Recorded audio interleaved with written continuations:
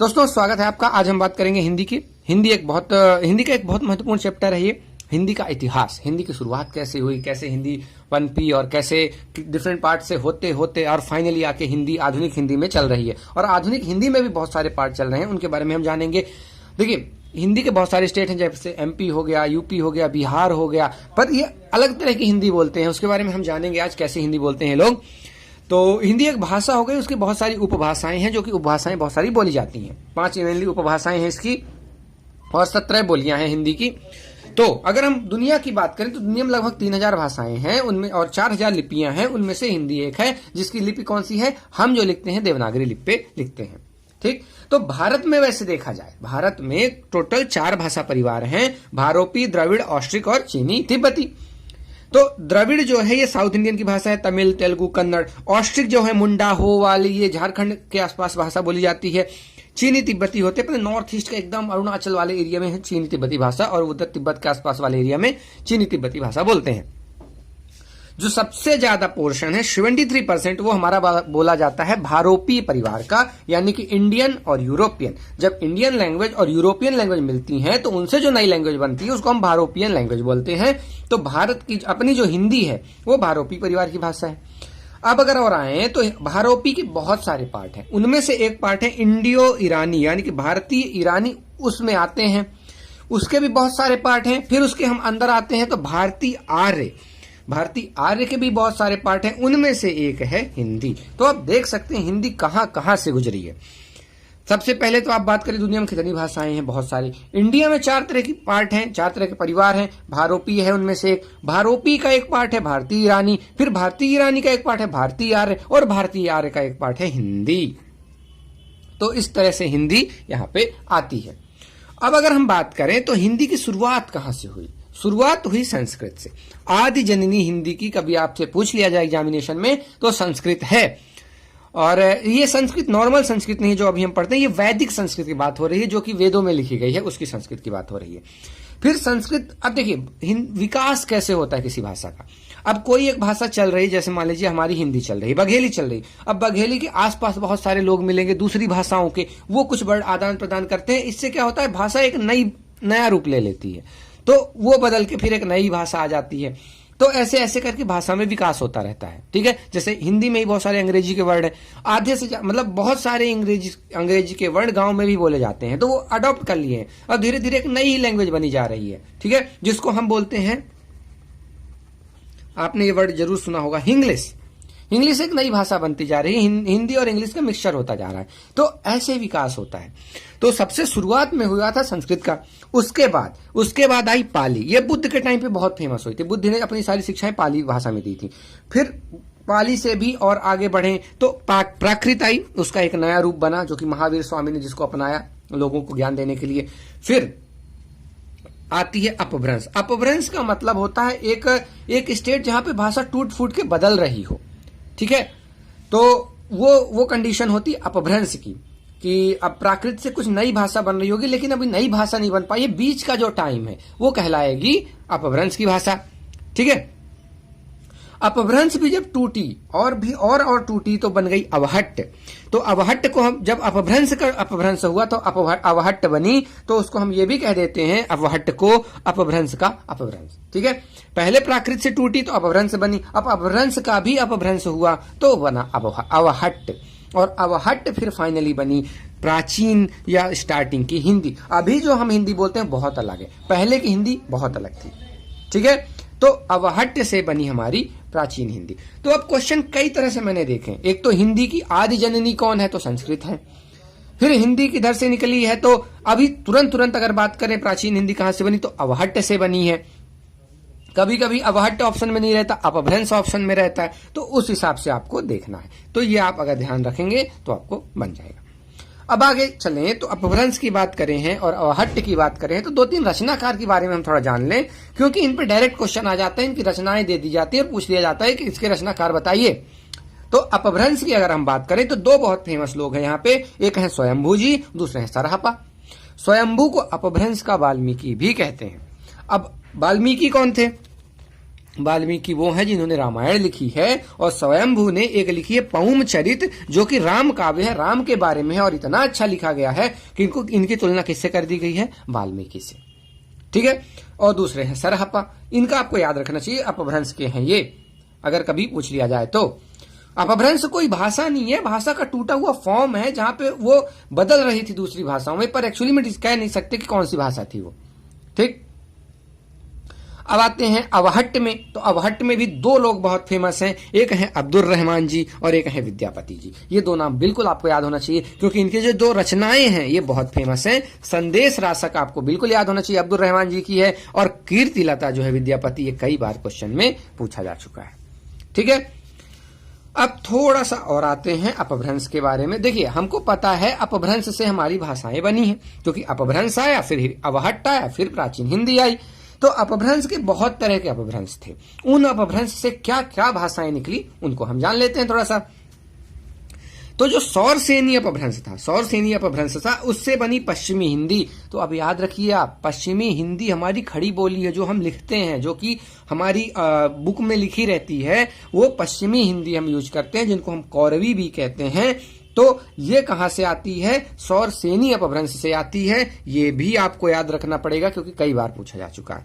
तो सौरसेनी अपभ्रंश से पश्चिमी हिंदी तो आई, साथ में राजस्थानी भी आई, और साथ में गुजराती भी आई।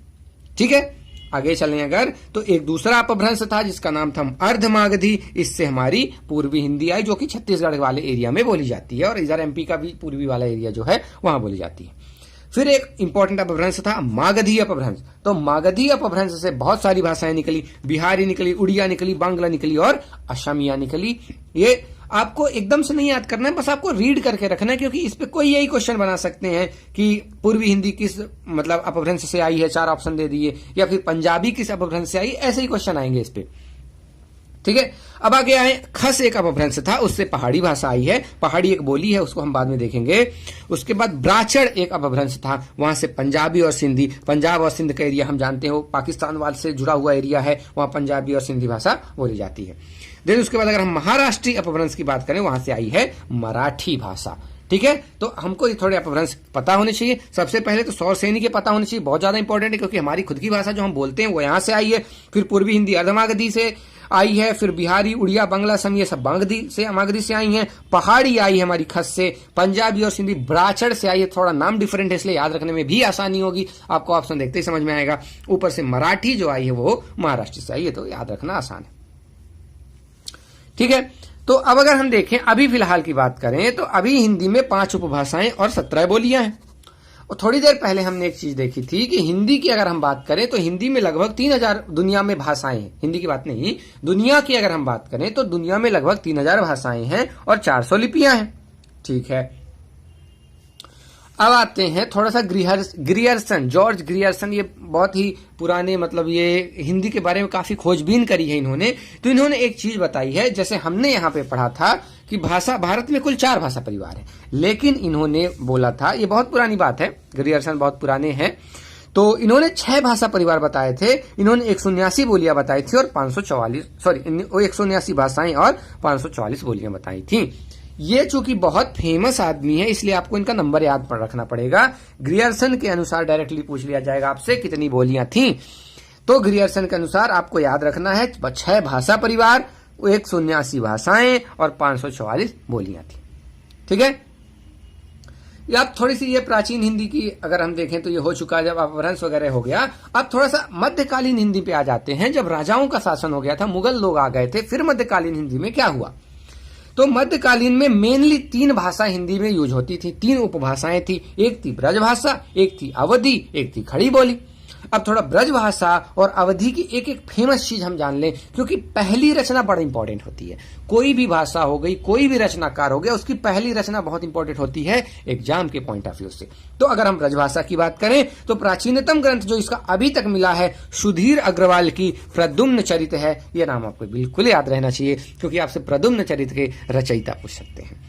ऐसे ही चंदायन या एक लोरकहा करके एक बुक है, उसके रचयिता पूछ सकते हैं, जो कि मुल्ला दाऊद जी हैं, जो कि अवधी भाषा में लिखी गई है। तो यहां 2 तरह के क्वेश्चन बन सकते हैं। एक तो प्रद्युम्न चरित्र किस भाषा की पुस्तक है, तो आपको बताना पड़ेगा ब्रजभाषा। और प्रद्युम्न चरित्र के रचयिता कौन है, तो सुधीर अग्रवाल। ऐसे ही चंदायन या लोर कहा जो बुक है उसके रचयिता कौन है, एक क्वेश्चन बन जाएगा, और किस भाषा में लिखी गई है, दूसरा क्वेश्चन बन जाएगा। कई बार मैंने पेपर में देखा, जब मैंने व्यापम का पेपर दिया था तो उसमें ऐसे भी क्वेश्चन आते हैं, 4 ऑप्शन दिए जाते हैं और पूछ लिया जाता है इनमें से कौन सी अवधी भाषा में है। ठीक है, तो आपको तैयार रहना है उसके लिए। देखिए ये जो मैं करवा रहा हूं टॉपिक, ये मेनली एसआई के लिए है, या आप स्पेशल हिंदी का कोई पेपर दे रहे हैं। नॉर्मली जो व्यापम के पेपर होते हैं जिनमें 15 या 25 क्वेश्चन हिंदी के आते हैं, वहां ये चीजें नहीं आती हैं।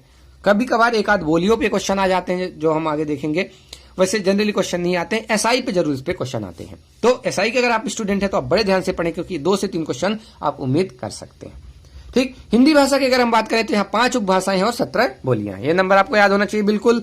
उसके बाद अगर आए तो अभी एक ट्रेंड देखा है मैंने, एसआई के पेपर में ही देखा कि आपसे ये पूछ लिया जाता है कि इनमें से कौन सा रचनाकार ब्रजभाषा का है, या अवधी भाषा का है, या फिर अपना खड़ी बोली का है। इसलिए मैंने कोशिश करी है कि ये जो 2-4 फेमस रचनाकार हैं हर भाषा में, उनको भी हम इंक्लूड करें, जिससे कोई भी चीज वो न रह जाए जो हमारे सिलेबस से कवर ना हो और आपको बने ना। तो आप जब अगर इसको पढ़ेंगे तो कम से कम इस कॉन्फिडेंस से पढ़ें कि इससे बाहर हमको नहीं मिलेगा, हम कर पाएंगे पेपर। ठीक है, चलते हैं आगे। तो ब्रजभाषा के अगर हम रचनाकार की बात करें तो सूरदास जी, कौन नहीं जानता, सूरदास जी की एक प्रसिद्ध पुस्तक है सूर सागर। तो अब आपसे यही क्वेश्चन पूछ सकते हैं, सूर सागर किस भाषा में लिखी गई है। ठीक है, या फिर सूरदास ज्यादातर किस भाषा में रचना करते थे। तो इसलिए मैं बोल रहा हूं आपको ये याद रखने पड़ेंगे नाम कुछ। एक हो गए सूरदास जी, नंददास जी, श्री भट्ट जी, घनानंद जी, भिखारी दास जी, रसखान जी, मीराबाई तो आप जानते ही होंगे, केशव दास जी। इनको कठिन काव्य का प्रेत भी कहा जाता है, ये नाम आपको याद होना चाहिए। बिहारी जी, बिहारी सतसई की रचना करी है, एक ही रचना करी है, उनमें 729 दोहे हैं और वो बहुत बहुत बड़े कवि बन गए। और मतीराम जी। तो केशव दास आपको बिल्कुल याद होने चाहिए कि ब्रजभाषा के हैं, बिहारी ब्रजभाषा के हैं, मतीराम हैं, मीराबाई हैं, रसखान, भिखारी दास, घनानंद बहुत इंपॉर्टेंट है, श्री भट्ट नंददास, और ये तो मतलब इनसे ज्यादा इंपॉर्टेंट तो कोई हो ही नहीं सकता। ठीक है, तो ये नाम आपको याद रखना चाहिए। सूरदास जी को एक नाम दिया गया है अष्टछाप का जहाज, ये ग्रुप हुआ करता था अष्टछाप, उसके लिए दिया गया है। बस आपको इतना याद रखना है, अष्टछाप का जहाज कौन है, सूरदास जी। ठीक है, आगे चलते हैं। अब थोड़ा सा मध्यकालीन हिंदी का जो दूसरा पार्ट था, अवधि। अभी हमने बात करी ब्रजभाषा की, तो ब्रजभाषा के रचयिता हमने देख लिए। अब हम थोड़ा अवधि के रचनाकार भी देख लेते हैं। तो कुतबन जी ये बहुत फेमस हैं, क्योंकि इनकी रचना जो है बहुत फेमस है, मृगावती। तो मृगावती के रचयिता कौन है, कुतबन, और किस भाषा की पुस्तक है, अवधि। ऐसी पद्मावत पहला महाकाव्य भारत का, ठीक है, हिंदी भाषा का, सॉरी, हिंदी भाषा का पहला महाकाव्य हो गया अपना पद्मावत, मलिक मोहम्मद जायसी जी ने लिखी है, और ये अवधी भाषा में लिखी गई, ये भी याद रखना है। मधुमालती बहुत इंपॉर्टेंट, मंझन ने लिखी है अवधि में, चित्रावली उस्मान ने लिखी है अवधि में, तुलसीदास जी की रचना कौन नहीं जानता, रामचरितमानस, वो भी अवधि में है, ये आपको याद रखना है। ठीक है, तो रामचरितमानस हो गई, मृगावती, पद्मावत, मधुमालती, चित्रावली, ये सब अवधि में है। तुलसीदास जी हो गए, उस्मान, तुलसीदास जी और भी भाषाओं में लिखे हैं, लेकिन जो रामचरितमानस है वो अवधि भाषा में लिखी गई है। ठीक है, ये नाम आपको बहुत अच्छे से याद होना चाहिए, ये पहले हिंदी का पहला महाकाव्य है। अब थोड़ा सा खड़ी बोली के रचनाकारों की बात करें तो ज्यादा नहीं है, कुछ फेमस हैं, जैसे कबीर जी और रहीम जी। इन दो के नाम तो आपको बिल्कुल ही रटे होने चाहिए। कबीर के दोहे आपने जरूर सुने होंगे, रहीम के भी दोहे आपने सुने होंगे। तो कबीर और रहीम दोनों ही खड़ी बोली में लिखते थे, ये आपको बिल्कुल याद होना चाहिए। 2-3 और हैं, नानक जी हैं, ये नानक, ये वाले गुरु नानक नहीं है, ये एक रचयिता नानक जी हैं, नानक जी हो गए, दादू जी हो गए, और एक मलूक दास हो गए। तो ये खड़ी बोलने में रचनाएं की हैं। ठीक है, अब आप आई थिंक समझ गए होंगे। और अब आगे चलते हैं, आधुनिक हिंदी पे आ जाते हैं। आधुनिक हिंदी के बारे में जब हम हिंदी साहित्य पढ़ेंगे, जो कि लास्ट चैप्टर होगा हमारे हिंदी का, बहुत डिटेल में पढ़ेंगे। उसमें छायावाद भी पढ़ेंगे, द्विवेदी युग भी पढ़ेंगे, भारतेंदु युग भी पढ़ेंगे, नाटक, एकांकी वगैरह सब पढ़ेंगे। अभी आपको थोड़ा सा जानना है, थोड़ा सा जानना है कि इस युग के फेमस कवि कौन है या कवि रचनाकार कौन से हैं, क्योंकि इंपॉर्टेंट हो जाता है एग्जाम के पॉइंट ऑफ व्यू से। नॉलेज के हिसाब से तो ठीक है, वहां हम साहित्यिक में पढ़ेंगे हिंदी में, लेकिन एग्जाम के हिसाब से यहां थोड़ा सा इंपॉर्टेंट हो जाता है। तो देखिए, भारतेंदु हरिश्चंद्र एक थे। भारतेंदु हरिश्चंद्र ने एक मतलब एक अलग ही तरह की हिंदी की जो सही नई तरीका देखें हिंदी चलती जा रही, पर नया अभी जो नई हिंदी बनी है वो मेनली किसकी देन है? भारतेंदु हरिश्चंद्र की। इसलिए इनका एक युग ही बना दिया गया। जिस टाइम तक इन्होंने काम किया उस टाइम के को जो मतलब जितना भी पीरियड था उसको भारतेंदु युग कहते हैं। और हिंदी को जो है इन्होंने बहुत सजाया संवारा, उसको ग्रामेटिकली बढ़िया से सजा दिया।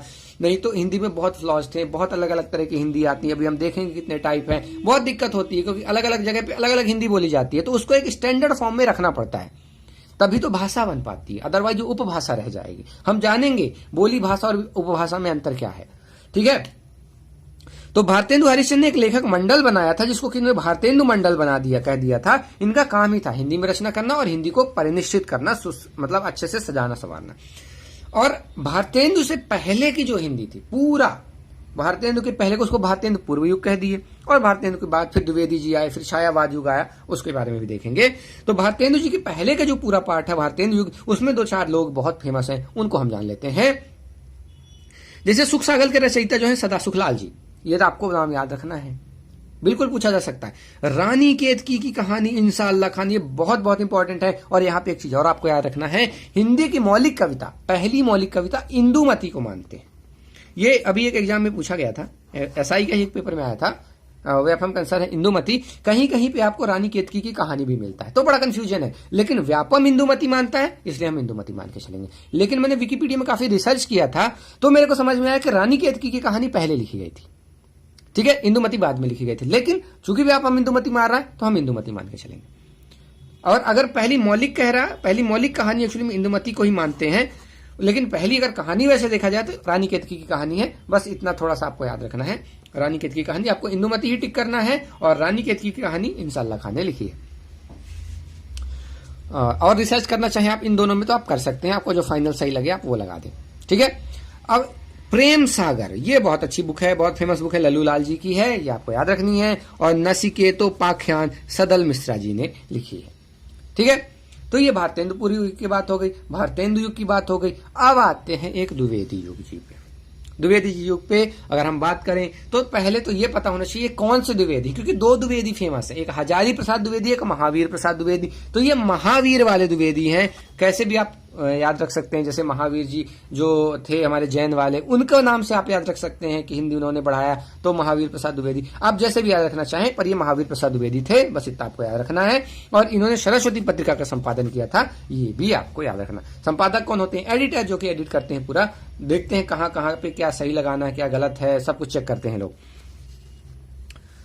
फिल्म में एडिटिंग का बहुत काम होता है, कहाँ पे कौन सा सीन डालना है, कब किसके बाद ब्रेक देना है, कहाँ गाना सेट करना है, सब कुछ एडिटर का ही काम है। और 90% फिल्म की सक्सेस मैं तो ये मानता हूं कि एडिटर के ऊपर डिपेंड करती है, क्योंकि अगर एडिटर सही जगह पे सही सीन नहीं लाया, सही जगह पे सही गाने नहीं लाया, तो फिर गड़बड़ हो जाती है, मिसमैच होने लगते हैं, फिल्म का वो रस नहीं रह जाता जो होना चाहिए। आते हैं आगे छायावाद युग पे। तो यहां पे आपको बस अभी नाम याद रखने हैं, क्योंकि इन पे पूछा जाता है। एक तो प्रसाद जी हैं, जयशंकर प्रसाद जी, सुमित्रानंद पंत जी, निराला जी, महादेवी वर्मा जी और राम कुमार वर्मा। ये नाम आपको पता होना चाहिए, छायावाद से। प्रसाद, पंत, निराला, महादेवी वर्मा, राम कुमार वर्मा, ये सब छायावादी हैं, ठीक है। अब आए, ये 3 नाम आपको ऐसे याद होने चाहिए कि आपको अगर कभी सोते हुए भी पता पूछ लें तो आपको बनना चाहिए, ठीक है। वो एक डायलॉग होता है ना कि मरते टाइम भी अगर आपसे कोई पूछ ले तो आपको ही बनना चाहिए। तो ये 3 आपको बनना चाहिए अगर आपके हिंदी के स्टूडेंट हैं तो। सबसे पहला नाम है प्रेमचंद्र जी। तो जो उपन्यास व कहानी, इनका सूत्रधार जिनको माना जाता है, कि उपन्यास को जिसने बनाया या कहानी को जिसने जन्म दिया, एक तरह से कह सकते हो आप सही तरीके से, तो प्रेमचंद्र है। तो आप उपन्यास कहानी के अग्रदूत बोल दीजिए, या जिन्होंने बनाया, जिन्होंने सजाया संवारा, उनका नाम प्रेमचंद्र है। ये नाम आपको नहीं भूल सकता, और आपको कभी भूलना भी नहीं, अगर कभी भी पूछ लिया जाए तो। कभी भी नाटक की बात करें तो नाटक में सर्वश्रेष्ठ कौन थे? तो जयशंकर प्रसाद जी, ठीक है। और कभी आलोचना की बात करें तो एक ही नाम आएगा, रामचंद्र शुक्ला जी। तो ये 3 नाम बहुत इंपॉर्टेंट, आपको अच्छे से याद रखने हैं। एक तो प्रेमचंद्र जी उपन्यास और कहानी में, जयशंकर प्रसाद जी नाटक में, और रामचंद्र शुक्ला जी आलोचना में, ठीक है। अब आ जाते हैं थोड़ा सा नई चीज पे। हाँ, तो ये नई चीज ये है कि थोड़े से अनुच्छेद हम पढ़ लेते हैं कि हमारी हिंदी के बारे में हमारा संविधान क्या बोलता है भाई। तो एक तो ये आपको बिल्कुल याद होना चाहिए 343 में बोला गया है संघ की राजभाषा जो है हिंदी होगी। अब देखिए राजभाषा और राष्ट्रभाषा थोड़ा सा अंतर आपको समझ में आना चाहिए। राष्ट्रभाषा वो होती है जो लोग, राष्ट्र के लोग जिस भाषा को बोल रहे हैं, लेकिन राष्ट्रभाषा हमारी हिंदी नहीं है, ठीक है, आपको याद होना चाहिए। और राजभाषा हमारी हिंदी है, उसका मतलब यह है कि सरकारी कामकाज की जो भाषा होगी वो हिंदी होगी। हमारे एमपी स्टेट की भाषा अगर हम बात करें तो हिंदी है, ठीक है। आगे चलें, अगर अनुच्छेद नंबर 344 भी है, उसमें राजभाषा जो है, जो भी राजभाषा होगी उसके बारे में एक आयोग बनाया जाएगा जो उसको प्रचार प्रसार और उसका बढ़ावा करने में हेल्प करेगा। विश्व हिंदी सम्मेलन भी होते हैं, कहां कहां हुए वो भी हम बात करेंगे। तो ये क्यों होता, ये आयोग ही करवाता है, वो सम्मेलन करवाता है जिससे कि हिंदी को बढ़ावा मिले। बहुत सारे छोटे छोटे देश हैं, जैसे मॉरिशस हो गया, ट्रिनिडाड एंड टोबैगो हो गया, यहाँ पे हिंदी चलती है, बहुत अच्छे से चलती है। पर छोटे छोटे देश हैं तो उनमें प्रचार करना भी बनता है कि और बढ़ावा दिया जाए, ठीक है। अनुच्छेद नंबर 345 भी इंपॉर्टेंट है, क्योंकि स्टेट की भाषा की बात करें तो जो हमारे एमपी स्टेट की भाषा राजभाषा हिंदी है वो अनुच्छेद नंबर 345। तो अगर मैं इस पेपर सेट करता तो मैं ये क्वेश्चन जरूर बना सकता था कि मध्य प्रदेश की राजभाषा हिंदी है, तो भारतीय संविधान के किस अनुच्छेद के अंतर्गत ये भाषा हमारी हिंदी है, तो आप बताएं। तो अनुच्छेद नंबर जो भी 343, 344, 345 और 348, ठीक है। आगे आते हैं अनुच्छेद नंबर 348 की अगर हम बात करें तो सुप्रीम कोर्ट और हाई कोर्ट की भाषा हिंदी होगी, ये लिखा गया था। लेकिन उस टाइम पे बस ये बोला गया था उपबंध होने तक अंग्रेजी जारी रहेगी। क्यों? क्योंकि अंग्रेजी पहले से चलती आ रही थी। और एक उपबंध किया गया था जब संविधान बनाया गया था 1950 में कि 15 साल बाद यानी कि 1965 में अंग्रेजी को हटा के हिंदी को राष्ट्रभाषा बना दिया जाएगा, पर वो आज तक नहीं हो पाया। सुप्रीम कोर्ट और हाई कोर्ट में अभी भी इंग्लिश में चलती है। अगर हिंदी में डॉक्यूमेंट है तो आपको ट्रांसलेट करवाना होता है। तो जिस बंदे का केस होता है उसको तो बेचारे को कुछ समझ में आता नहीं, ठीक है। जो वकील होते हैं आपस में लड़ते रहते हैं और पैसे खाते रहते हैं, कुल मिला के कोई रिजल्ट नहीं है। यही वो रीजन है कि आज भी करोड़ों केस पेंडिंग पड़े हुए हैं, ठीक है। तो आगे चलते हैं। अनुच्छेद नंबर 348 हमको पता चल गया सुप्रीम कोर्ट और हाई कोर्ट की भाषा के बारे में बात की गई है।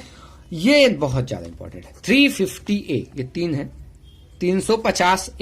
350A में बोला गया है कि भाषाई अल्पसंख्यक हैं जो उनको प्राथमिक स्तर पर मातृभाषा में पढ़ने का पूर्ण अधिकार है। सरकार की यह व्यवस्था कि उसको उपलब्ध कराए। भारत की बहुत सारी भाषाएं हैं, हमारे 8वीं अनुसूची में 22 भाषाएं हैं। अब अगर हम बात करें किसी की मातृभाषा कोई ऐसी है जो उस जगह पे तो बोली जाती है लेकिन बाहर नहीं बोली जाती, तो सरकार का ये कर्तव्य है कि प्राथमिक स्तर तक उस बंदे को उस मातृभाषा में पढ़ने की व्यवस्था उपलब्ध कराए, ठीक है। तो ये 350A बोलता है कि जो भाषाई अल्पसंख्यक यानी उस भाषा के लोग बहुत कम है लेकिन 5वीं तक तो एटलीस्ट आपको व्यवस्था करानी ही है उस भाषा में पढ़ाने की, ठीक है। अगर कोई संस्कृत बोलता है भाई तो 5वीं तक आप उनको नहीं रोक सकते, 5वीं तक संस्कृत में पढ़ने से। उसके बाद फिर आप रोक सकते हो, आप बोल दो कि आप हिंदी में पढ़ो, इंग्लिश में पढ़ो, जिसमें भी पढ़ना है पढ़ो, पर आप 5वीं तक तो बिल्कुल नहीं रोक सकते, क्योंकि भारतीय संविधान का 350A बोलता है कि आप नहीं रोक सकते। आगे चलें, 351 पे आ जाते हैं। लास्ट जो हमारे अनुच्छेद इंपॉर्टेंट है वो है हिंदी के विकास के लिए निर्देश दिए गए हैं इसमें। तो बस इतना ही सही, कुछ नहीं है इसमें। अब थोड़ा सा हम जान लेते हैं बोली भाषा और विभाषा में क्या अंतर है। बोली होती है जब एक बहुत छोटे से क्षेत्र में बोली जाती है, ठीक है, बहुत छोटे वाले एरिया में जो बोलते हैं। बहुत तरह की बोलियां हैं अपने यहाँ, बहुत तरह की बोलियां हम थोड़ी देर पहले ही देख चुके हैं कि ग्रियर्सन के अनुसार ही हमारे यहाँ 544 बोलियां हैं। अब तो बहुत ज्यादा है वैसे, ठीक है। फिर अब जब छोटी छोटी बोली को थोड़ा और परिनिष्ठित हो जाती है और उसमें साहित्यिक रचनाएं होने लगती हैं, जब साहित्यिक रचनाएं होने लगती हैं तो वो उपभाषा बन जाती है। जैसा कि हम जानते हैं हिंदी की 5 उपभाषाएं हैं, राजस्थानी, पश्चिमी हिंदी, पूर्वी हिंदी, बिहारी हिंदी और पहाड़ी हिंदी। तो ये उपभाषाएं हैं जिनमें रचनाएं होने लगी। ये भाषा नहीं बन पाई हैं, ये भाषा कभी भी बन सकती है। कैसे? जब उपभाषा को साहित्यकार अपने साहित्य के रूप में यूज करने लगेंगे और उसकी ग्रामर लिख दी जाएगी, उसको बढ़िया परिनिष्ठित रूप में सर्वमान्य रूप दे दिया जाएगा, उस दिन वो भाषा बन जाएगी। इसी कारण आज 8वीं अनुसूची में इतनी सारी भाषाएं हैं, पहले नहीं थी। अभी आई थिंक 92वां जो संशोधन हुआ था उसमें 4 भाषाएं शायद जोड़ी गई थी, बोडो, डोगरी और 1-2 भाषाएं और जोड़ी गई थी। आप देख लेना। तो वो क्यों जोड़ी गई भाषाओं में, क्योंकि अब वो उपभाषाओं से क्या बन गई हैं, भाषाएं। तो पहले बोली होती है, बोली को जब थोड़ा सा साहित्यिक रूप दे दिया जाता है तो उपभाषा या विभाषा बन जाती है, फिर उसको ग्रामेटिकली और अच्छा करके जब साहित्यकार उसका यूज करने लगते हैं तो फिर बन जाती है वो भाषा। अब आई थिंक आपको समझ में आया होगा इन तीनों में अंतर, क्योंकि पूछा जाता है। अब आते हैं भाषा और लिपि। बहुत आसान सा अंतर है। जो हम मौखिक बोलते हैं यानी उच्चरित ध्वनि जो संकेतों की सहायता से जब हम भाव विचार, देखिए भाषा और लिपि दोनों ही भाव के विचार जो है, तुम्हारे भाव हैं, तुम्हारे विचारों को व्यक्त करने के तरीके हैं। जब आप बोल के करते हो, उच्चारण करके करते हो तो भाषा, जैसे मैं बोल रहा हूं तो मैं भाषा बोल रहा हूं, लेकिन जैसे ये लिखा हुआ है तो ये जब होता है इसको हम लिपि बोलते हैं। और हमारी लिपि कौन सी है, ये आपको याद होनी चाहिए, देवनागरी। इसके बारे में हम डिटेल से अभी जानेंगे यहाँ पे कि ये देवनागरी कहां से आ गई। ठीक है समझ में। अब आते हैं अपनी हिंदी की उपभाषाओं के बारे में जानते हैं थोड़ा सा। तो पहली उपभाषा, टोटल पहले तो याद होना चाहिए 5 उपभाषाएं और 17 बोलियां हैं। अब अगर बात करें तो ये मान्य है, और ऐसे तो बहुत सारी है, ठीक है, ये मान्य है। अब अगर हम बात करें तो राजस्थानी की अगर हम बात करें तो राजस्थानी में 3 मेन बोलियां आती हैं। अगर आप राजस्थान कोटा गए तो आप ये भाषा जरूर सुने होंगे, मारवाड़ी और एक मेवाती और एक मालवी। 3 भाषाएं राजस्थानी हिंदी में आती हैं, यानी राजस्थानी जो हिंदी उपभाषा है हिंदी की, वहां पे आते हैं तो मारवाड़ी, मेवाती और मालवी। ये आपको याद रखना क्यों जरूरी है, क्योंकि क्वेश्चन में आपसे यही पूछा जाएगा बेटा कि बुंदेली भाषा किस उपभाषा की भाषा है, और आपको इन 5 में से कोई भी 4 ऑप्शन दे दिए जाएंगे। अभी मैंने एक पेपर में कुछ ही दिन पहले देखा, कुमाऊनी किसके अंदर आती है, कुमाऊनी किस उपभाषा की भाषा है, और ऑप्शन में सारे ऑप्शन दिए हुए थे। तो आप बड़े ध्यान से पढ़ें, क्योंकि जो मैं पढ़ा रहा हूं, देखिए मैंने व्यापम के पेपर दिए हैं, मुझे एक्सपीरियंस, और मैंने जितने व्यापम में पेपर अवेलेबल है मैंने सारे पेपर लगाए हैं, लगभग 100 से ऊपर पेपर अवेलेबल है। तो मुझे इतना एक्सपीरियंस हो गया है कि क्या पूछा जाएगा, मतलब क्या क्या पूछा जाता है। तो जो मैं नोट्स बनाता हूं तो यही ख्याल रख के बनाता हूं कि ये जो इंपॉर्टेंट है वही लिखा जाए, जो फालतू की चीजें हैं वो ना आए। इसलिए जो जो लिखा है उसको प्लीज बड़े आप ध्यान से पढ़ें, क्योंकि बड़ी मेहनत से बनता है, पूरा लिखना पड़ता है। पहले तो सेलेक्ट करना पड़ता है हमको क्या लिखना है, उसके बाद हमको लिखना पड़ता है, उसके बाद वीडियो बनाना पड़ता है, फिर वीडियो को कंप्रेस करना पड़ता है, फिर अपलोड करना पड़ता है, फिर उसको एडिट भी करना पड़ता है, लास्ट में वहाँ यूट्यूब एडिट करता है।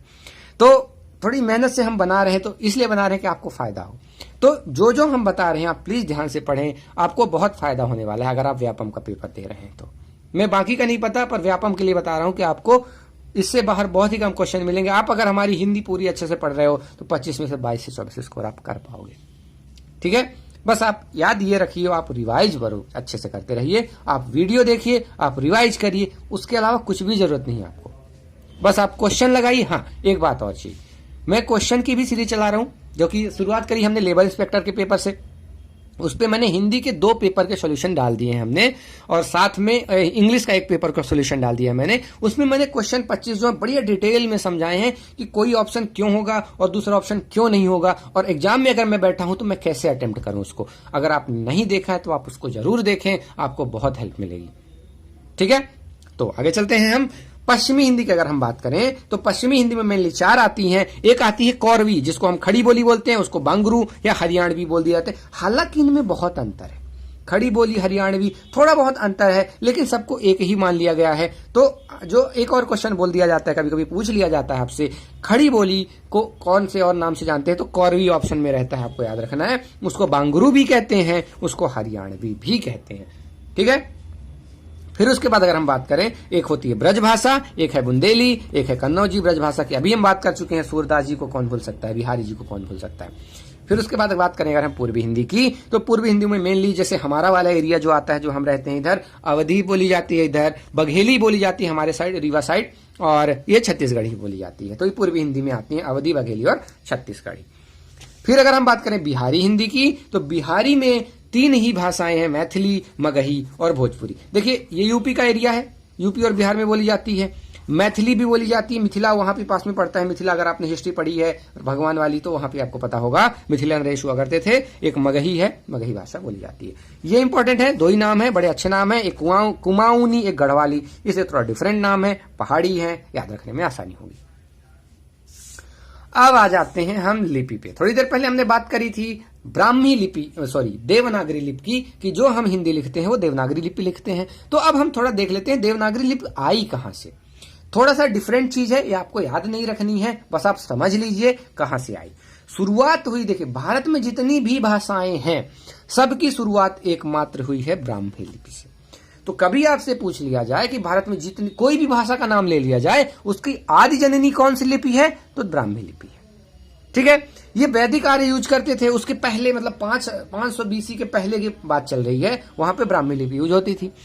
फिर गुप्त काल जब आया, चंद्रगुप्त, देखिए गुप्त काल जब आया तो गुप्त काल की अगर हम बात करें, चंद्रगुप्त मौर्य की बात नहीं कर रहा हूं मैं, गुप्त काल की बात कर रहा हूं, समुद्रगुप्त और स्कंदगुप्त वाले गुप्त।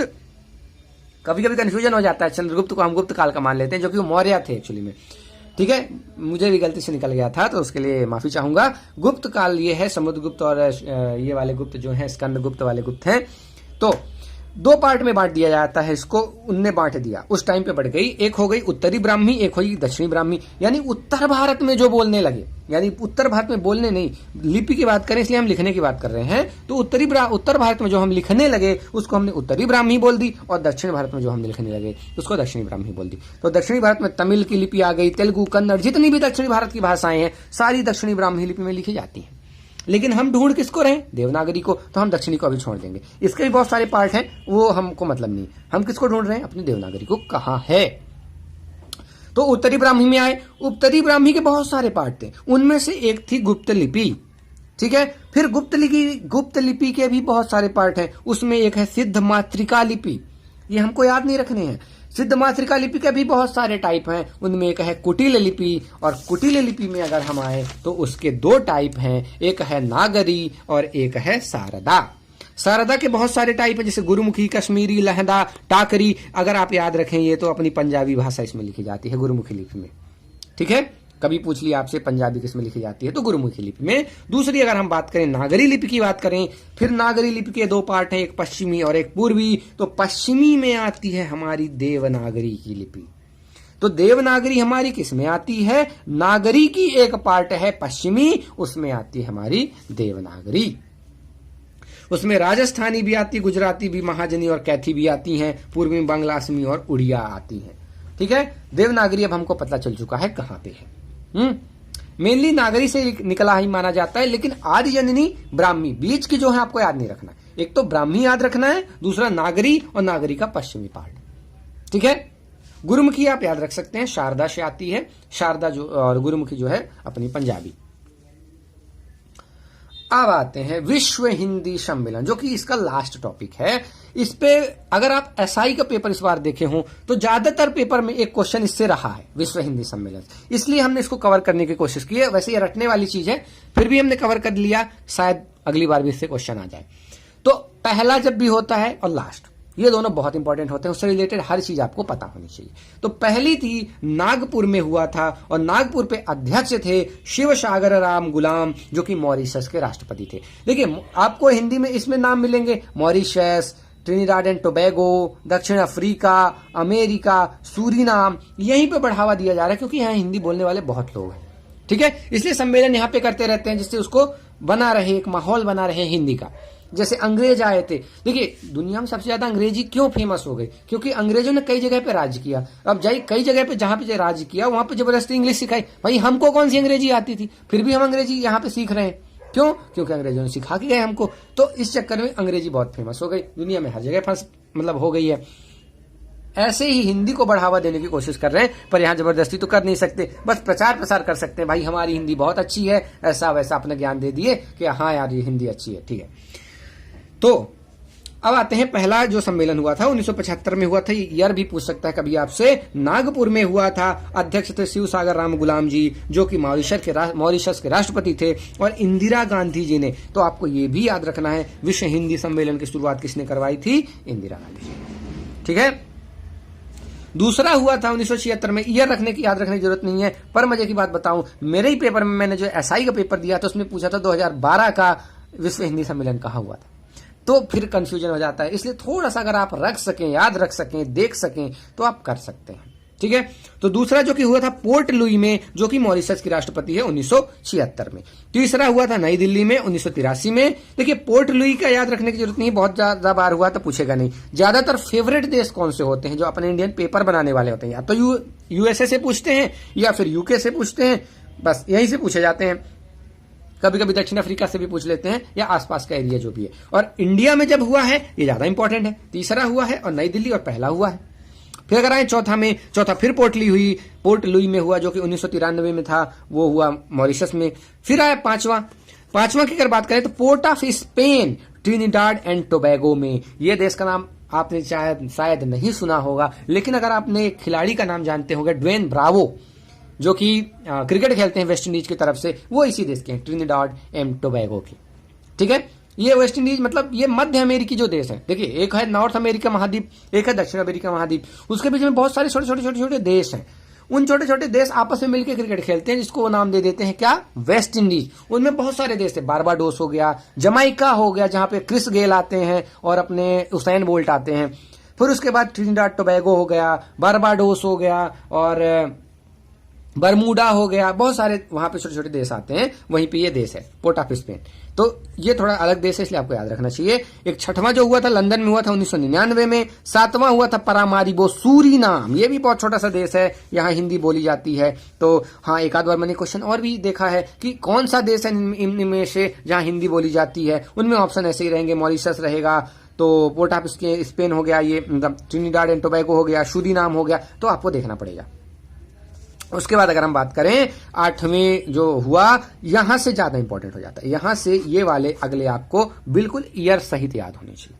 ठीक है, आठवां जो हुआ वो नंबर सहित और ईयर सहित। आठवां न्यूयॉर्क में हुआ, जो कि 2007 में हुआ। नवा जोहानिसबर्ग में हुआ, अगर आप क्रिकेट खेलते हैं तो आप जरूर जानते होंगे, देखते हैं तो दक्षिण अफ्रीका में हुआ।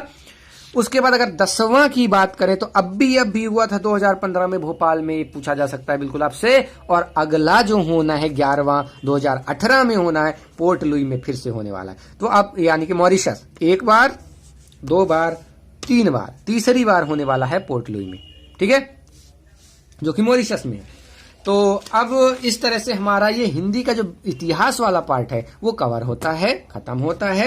आई थिंक आपको समझ में आया होगा। इसमें बहुत सारी चीजें याद रखने वाली हैं, बहुत सारे एग्जाम के लिए बहुत ज्यादा इंपॉर्टेंट नहीं है, लेकिन अगर आप एसआई का एग्जाम दे रहे हैं तो आपको बहुत ज्यादा इंपॉर्टेंट है। इससे 3 से 4 क्वेश्चन आपको जरूर मिलेंगे। हमने अपनी तरफ से कोशिश करी है कि बेस्ट कंटेंट रखें, बेस्ट मटेरियल रखें, जिससे आपको याद रखने में भी आसानी हो और कोई चीज मिस ना हो। हर वो चीज इंक्लूड करने की कोशिश करी है हमने जो एग्जाम में आ सकता है। फिर भी कुछ छूटा होगा तो आप जरूर बताएं, कमेंट करके हम बताएं और हम जरूर उस पर देखेंगे। और अगर जरूरत पड़ेगी तो एक अगला वीडियो भी बना देंगे इस पर, अगर कुछ चीज छूटी गई है। और आप कमेंट करके हमको बताएं आपको कैसा लगता है, फिर जिससे हमको आगे मोटिवेशन मिलता रहे आगे वीडियो बनाने के लिए। मिलते हैं अगले वीडियो में। Thank you.